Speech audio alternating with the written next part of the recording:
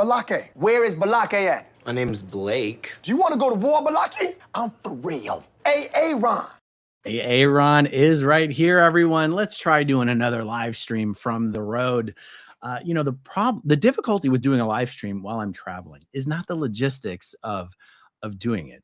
It's especially when I'm traveling, for fun, not for business, which is what I'm doing right now.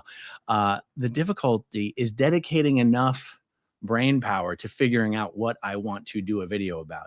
And that's actually why I don't do videos oftentimes when I'm on the road. It's not because I can't figure out how to do it. It's that I haven't spent enough time thinking about what I want to do. But for today's video, I have figured out what I want to do. And we're going to talk a little bit about Grant Cardone. And let me pull up the live chat so I can see what you guys are saying here.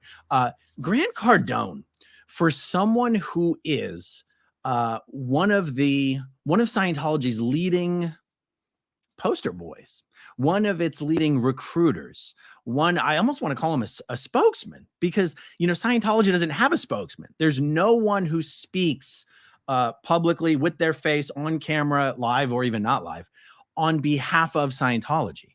And Grant Cardone is, in some spaces, depending on who we're talking about, one of the internet's most famous people. You might say one of the internet's most notorious people. He is a criminal. He is a con man. He is a grifter. He is one of the biggest financial supporters of the human trafficking cult that we call Scientology. And I think one might make an argument that he is, at this point, one of Scientology's most prominent spokespeople. As one of Scientology's de facto spokespeople, he is remarkably ineloquent in discussing or explaining Scientology. And I wanted to give you an example of that. Grant Cardone, not too long ago, appeared on a podcast called, let me pull it up because The Iced Coffee Hour. And I have put a link to that podcast in the description down below. We're going to be looking at just a couple-minute segment of that podcast. And it's interesting to see Grant on display and being a perfect example of how ineloquent and inarticulate actual Scientologists are, for some reason, about explaining Scientology. I would encourage any of you out there to watch the interview that I did about Scientology with Lex Friedman, and then watch this interview that Grant Cardone did with these two gentlemen on the Iced Coffee Hour, and ask yourselves, why are Scientologists so bad at explaining Scientology? And what's interesting in this clip that we're about to watch is that Grant even balks. Like in the beginning, he starts speaking as if he can speak for Scientology itself. And then when they ask him a question, he starts acting like it's impossible for any Scientologist to speak on what Scientologists believe, because all Scientologists believe different things. And it's like, I'm pretty sure a few minutes ago you were kind of speaking on behalf of all Scientologists. But anyway, this is just an example of how weird Scientologists are when speaking on the subject publicly. By the way, guys, if I haven't already welcomed you, welcome all you SPs and keyboard warriors out there. You're always welcome here. Okay, let's see. I don't have my awesome low profile headphones that I normally use, so we're going with the big, ugly AirPod. All right, let's do this, guys. I'm working from one screen, so I'm not as good on all this as I normally might be, but let's give this a shot. Please let me know in the live chat, guys, if the audio sounds okay. How can you spot those people? Yeah. Right. They're courses. This is not a religion where you pray to a God. Right. This is not where there's a dogma and you go to church on Sundays, hit a knee, and sign of the cross or whatever. I think all religions are valuable in part and personally, but this particular. Okay, I'm sorry. I'm gonna have to jump in right there. Did you see how Grant? It was a reflex. He reflexively started speaking derogatorily about the Christian faith. That's because that's what Scientologists really think and really believe. They really do look down on organized religion. You might go, well, wait, don't they consider themselves a religion? For tax purposes, they do. In the early days of Scientology, L. Ron Hubbard was crapping all over religion and the idea of Scientology being a religion and that religion was bad. And then it was like, oops, we kind of need that tax exemption, don't we? Okay, we're a religion. We're a religion. Even if Scientologists present day do believe they are a religion, not the same kind of religion. They don't believe that Scientology has anything to do with faith. They don't believe that Scientology has any weird rituals. It's very this cognitive dissonance that Scientologists have where they think they're so much better and unique and different and superior to other similar activities. It's interesting, but I'm going to play this again because he starts speaking derogatorily about organized religion, particularly Christianity. And then he's like, I think all religion is good. I think he's differentiating himself with what he's doing without quite perhaps realizing what he's doing is differentiating himself from what he knows all Scientologists believe. All Scientologists believe religion is crap. I believe all religion is valuable. Let's take a look at it one more time. Particular religion, whatever. I'm not all go to church on Sunday. This is not a religion where you pray to a God. Right. This is not where there's a dogma and you go to church on Sundays, hit a knee and sign of the cross or whatever. I'm not I think all religions are valuable in part and personally, but this particular religion teaches somebody practically how to make their life better through knowing how life responds to the decisions that you make. That makes so that's why it's called Scientology. Yeah. I'm trying to stop this every 10 seconds, but you guys know I can't help myself. When Scientologists describe Scientology the way he just did, in my opinion, the question it immediately creates in everyone's mind is, that just sounds like self-help. Why is it a religion? Scientologists routinely fail to describe Scientology in a way that gives people an understanding of where does the religion aspect come in. And I actually was quite fair to Scientology in my description of Scientology on Lex Friedman's podcast of what is it about Scientology that could make it a religion in anyone's mind. Anyway, let's see where they go with this. Probably. It means to the decisions that you make. That makes Knowing how life responds to the decisions that you make. so that's why it's called Scientology. Yeah. Probably. It means knowing how to know. Thank you. Scientology means knowing how to know. How do I know? So why is there such a negative connotation amongst the general Man, public? have you ever studied religions? No, not really. Yeah, there's a negative connotation on every religion since the beginning. I agree, but I think that they're to varying degrees. No, they're all, bro. You got two people over there fighting in the desert right now over a religion. Mm-hmm. They killed Jesus Christ. Like, this is not a new thing. Okay, new ideas are resisted. First they're resisted, then they're criticized, then they're adopted, and then later they're like, hey, that's the thing we So should you do. think because it's a new idea, it's just being met with resistance, such as all other new ideas. 100%. And it also, these new ideas and this technology replaces some of the offerings being made to society today, like drugs. Mm-hmm. So like, yeah. What are some of the teachings when it comes to picking a person, being a good father, being a good role model? Like, what are some of the Fundamental beliefs on that? Okay, get ready, guys. you mean my beliefs? Well, the I would beliefs say- that you would learn Yeah, from you would the subscribe church. to from Yeah. Scientology. I mean, I don't know. I don't know What? if another Scientologist would agree with this. Like, it's not, Yeah. I'm not adopting their beliefs. I have my own beliefs. Okay, I'm sorry to have to tell you what you're seeing. I know you're seeing it with your own eyes and hearing it with your own ears. They asked him the simplest question you could ask a Scientologist. What are some of the core beliefs of Scientology? And instantly, the problem that Scientologists have with honestly answering questions or discussing Scientology is it's hard to keep track of the PR bullshit that Scientology tells non-Scientologists and the truth that Scientologists know and talk amongst each other about. So it's like, do Scientologists have beliefs? Yes, of course. Of course Scientologists have beliefs. Why is it that Grant's initial reflex is, you mean my beliefs, not Scientologist beliefs, my beliefs? Okay, I'm going to editorialize here. I think what Grant is running up against here is this sort of internal mind fuck that Scientologists have. They're the brain.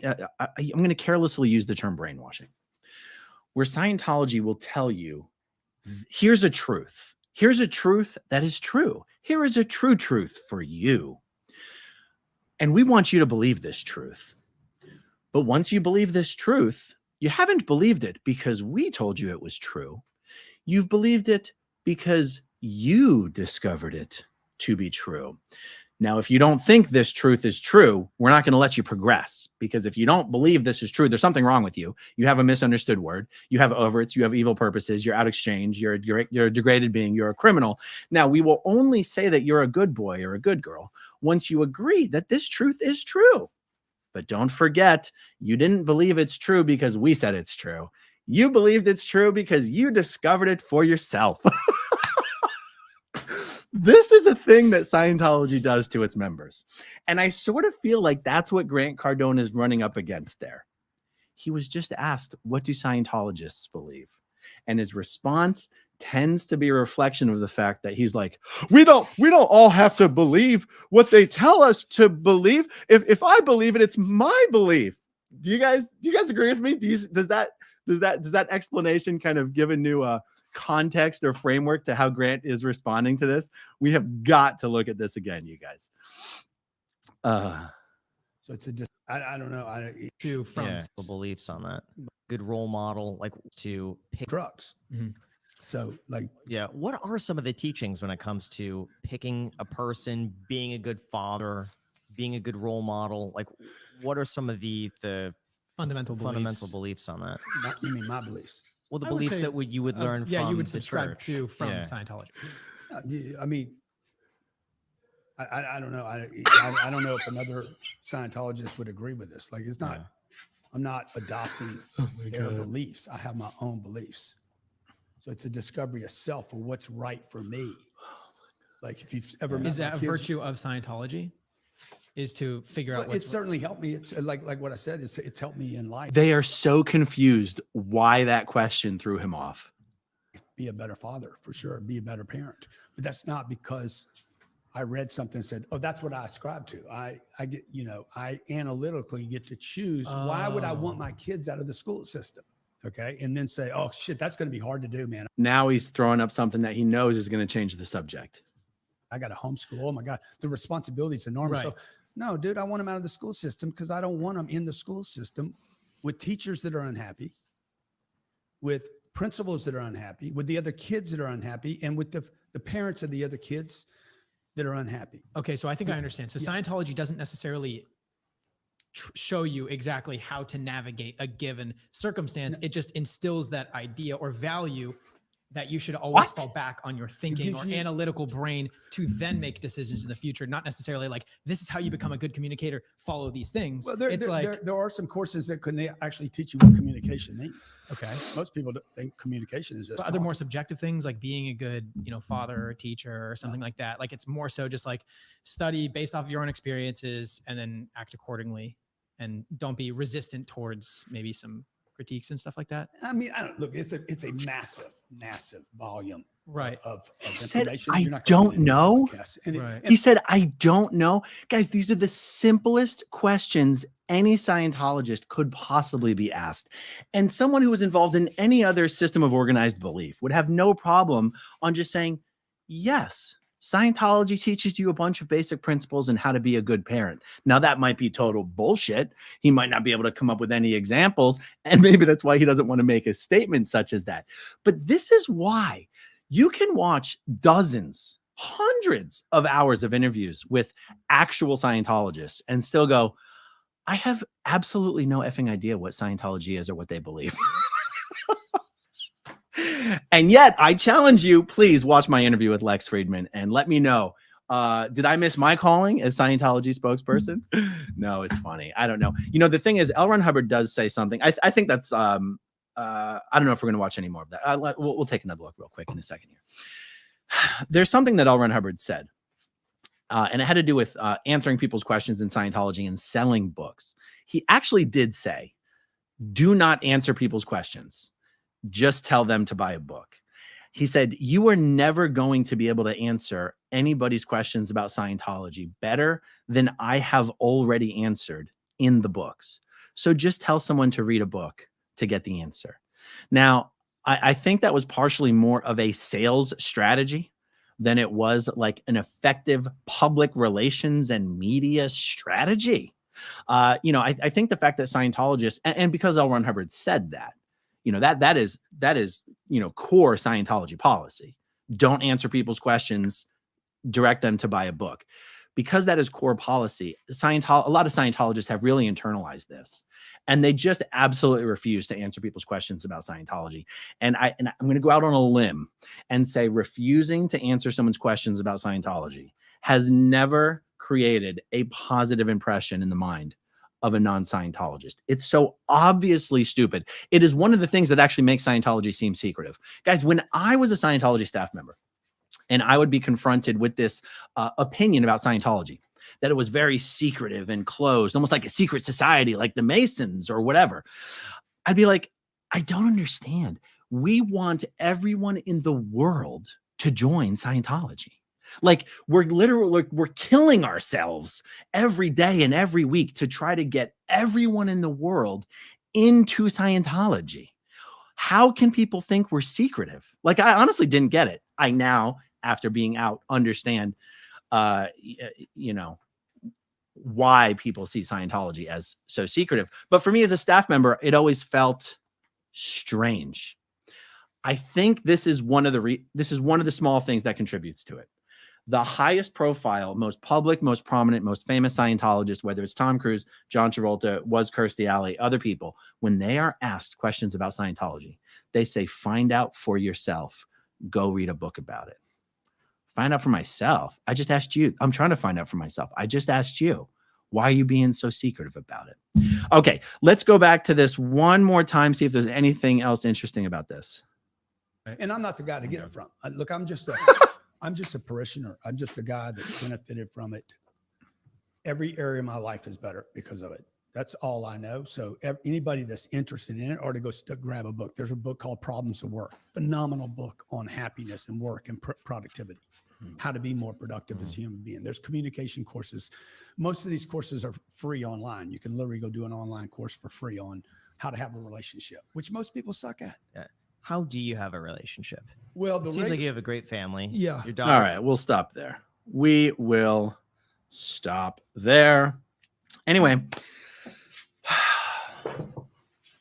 there's a lot of opinions that will get floated as to whether Scientology is ever capable of change. Are they capable of change? Can they evolve? Can they improve? And it's funny because there's different, you can answer that question from different perspectives. Your run-of-the-mill Scientologist would say L. Ron Hubbard policy and tech is inalterable. And most Scientologists will look you in the eye and say that with a straight face, despite all of the evidence to the contrary. And yet David Miscavige would tell you that he has, over the last few decades, improved and improved and improved upon his improvements, improved almost every aspect of Scientology. And that would seem to contradict with this idea that Scientology cannot change. David Miscavige would say all of his improvements have actually just been executing the orders L. Ron Hubbard originally issued, and those orders were non-complied with and thwarted. And yet, I'm just pointing out that Miscavige would tell you that Scientology has changed and improved over the last many decades. I'm talking about this idea of can Scientology change?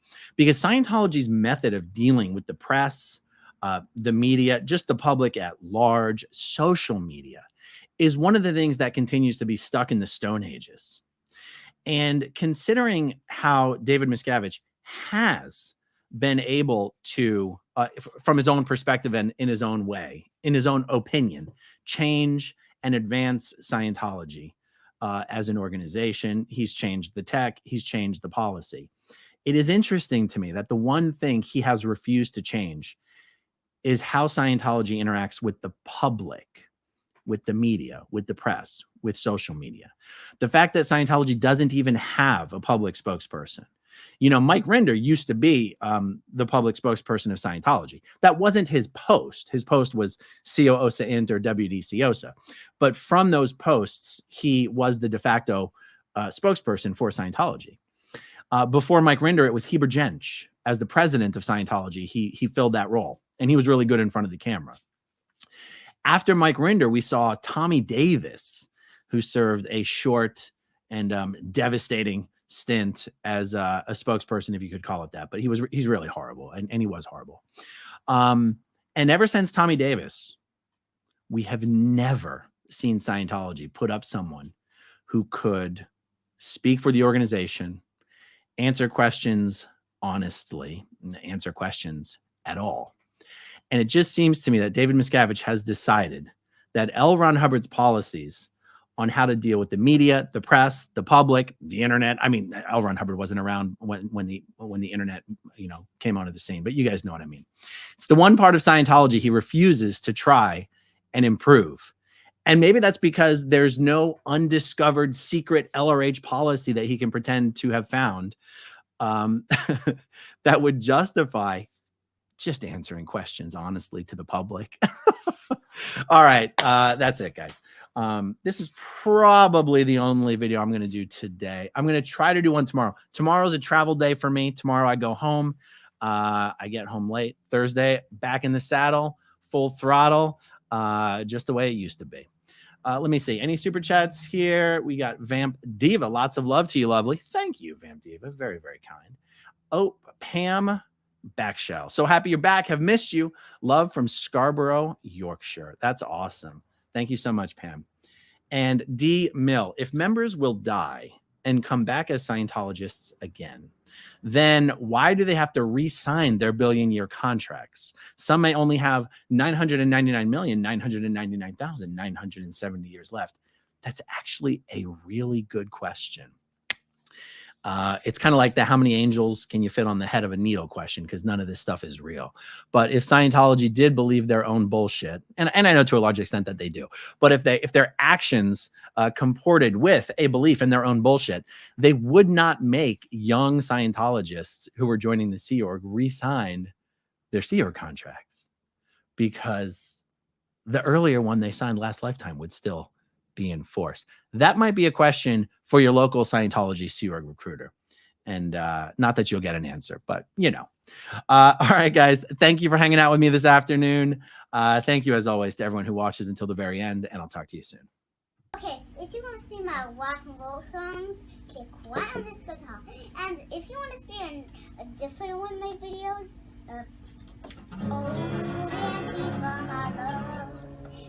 then you could click right inside here. If you have subscribed or not,